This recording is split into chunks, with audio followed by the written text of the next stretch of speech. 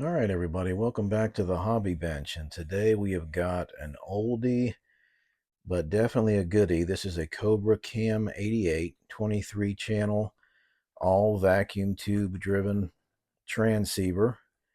And we're going to go through this today and get it back up to snuff. It does work, but it does need work. So we'll go through and look at it and see what it is that we need to do to it.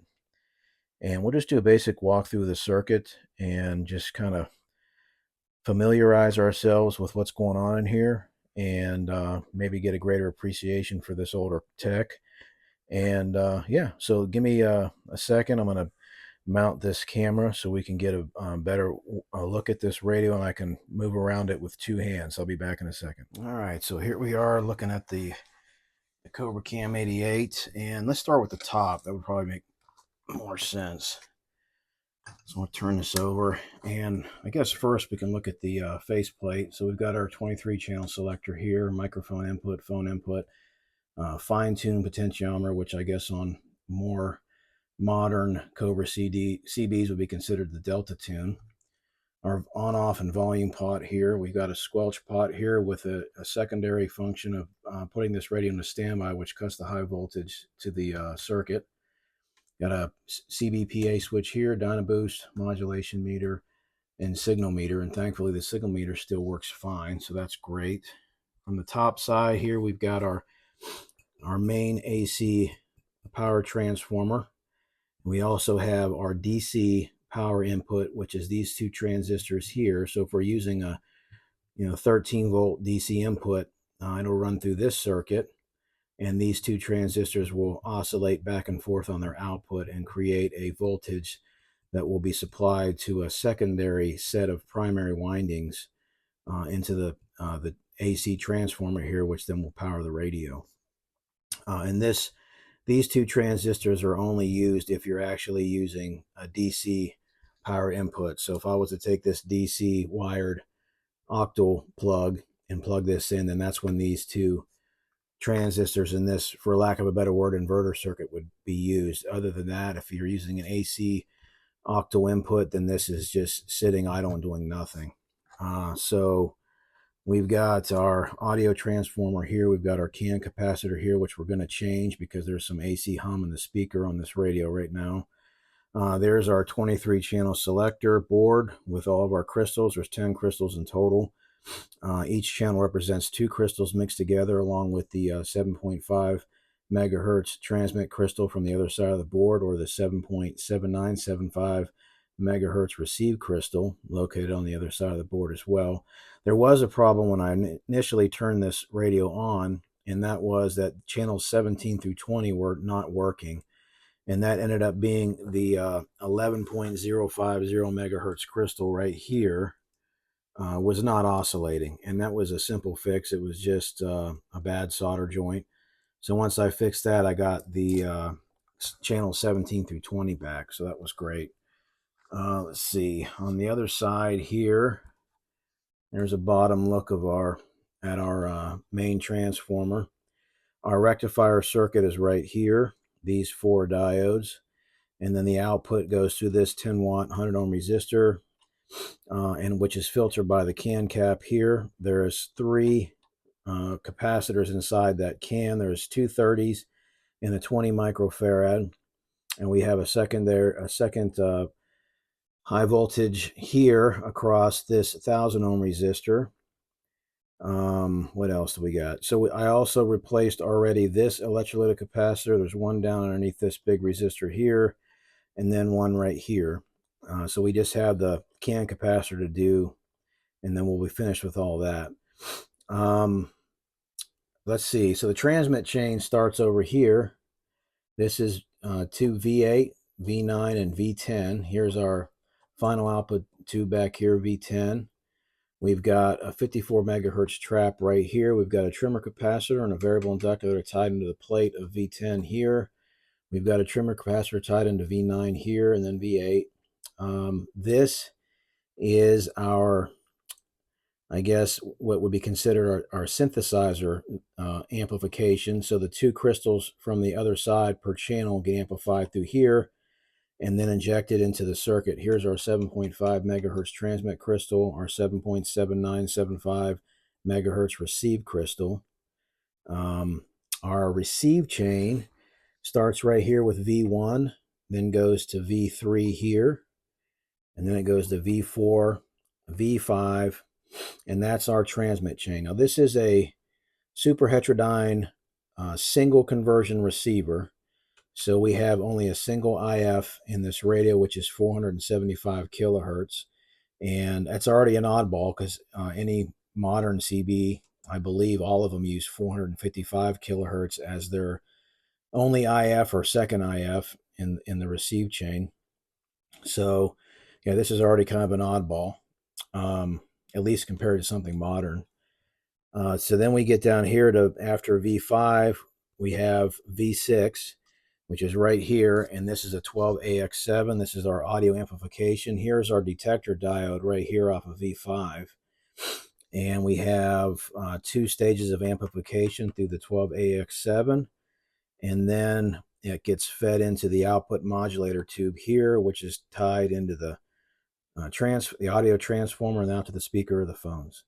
And this tube here is weak, so we've got another 12AQ5 to put in its place. This is a new old stock 12AQ5, and it tests good, so we'll go ahead and swap that out.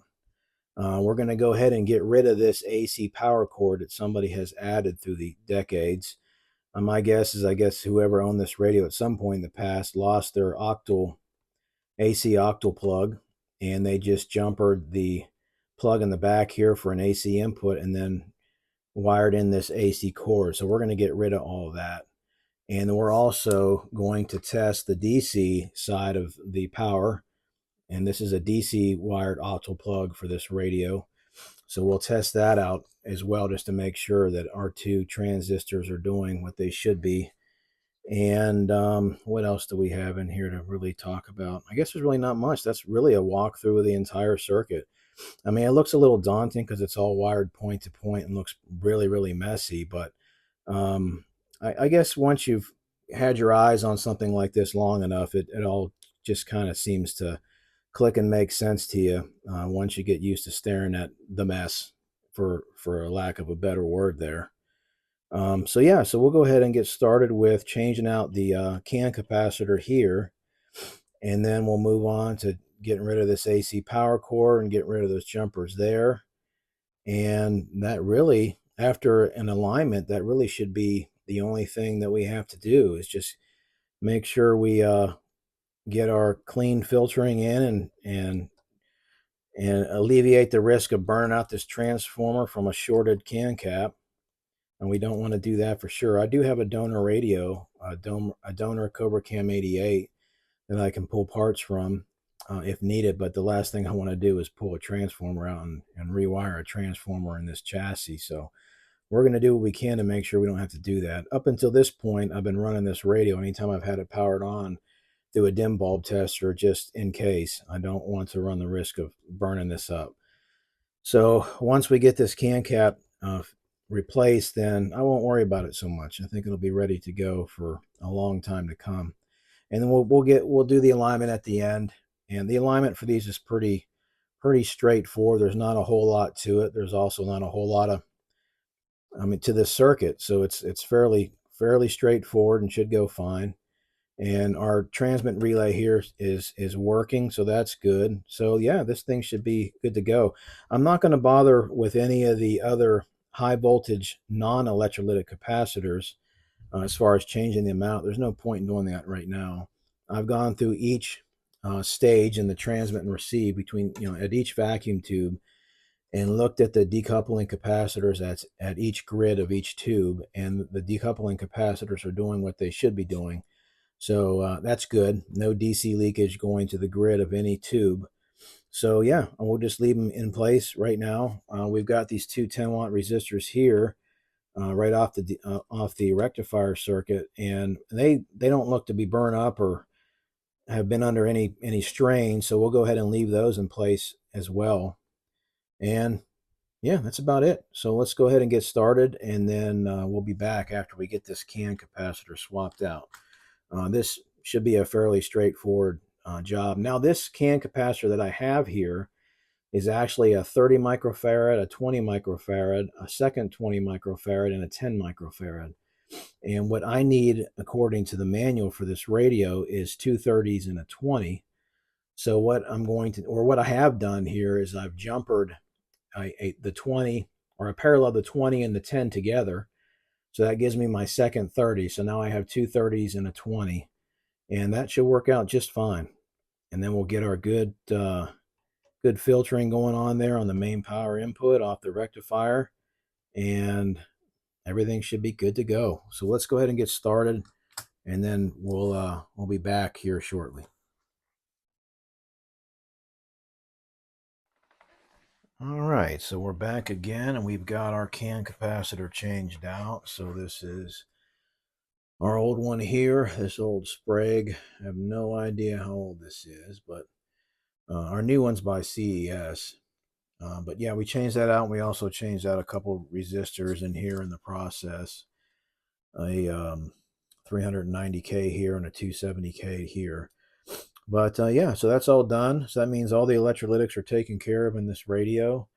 So the next thing that we'll work on doing is get this power cord out of here and get this jumper set up here off the back of the octal plug.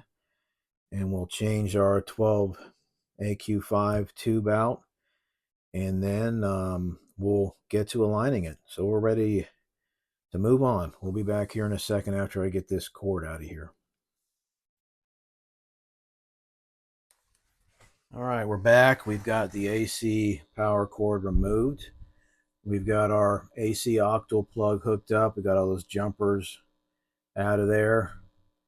And we have the 12AQ5 output modulator tube replaced, and I've got a minus 67 dB 1 kilohertz tone going into the radio right now, and she's receiving just fine. So we are ready to do the alignment now. So we'll go ahead and get the alignment knocked out. We've got the Sam's manual here for the radio. That's what we're referencing, and we'll get this aligned, and then we'll be back. All right, we're back with the Cobra Cam 88.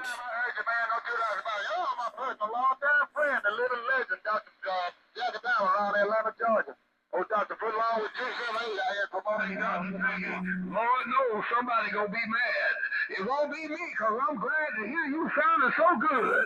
But Dr. Payne, it's gonna be a whole lot of cat and biggest mad, because you got something in line now, Dr. All right, so that's enough of the Super Bowl. So that's channel 6 there, and yeah, she's all aligned now. She's ready to go back together. The only thing I haven't done is check these two transistors back here. I guess I'll do that before I put the case on it. But yeah, it's ready to go for now for I'm sure another 10-20 years with the new electrolytic capacitors installed. It's been aligned.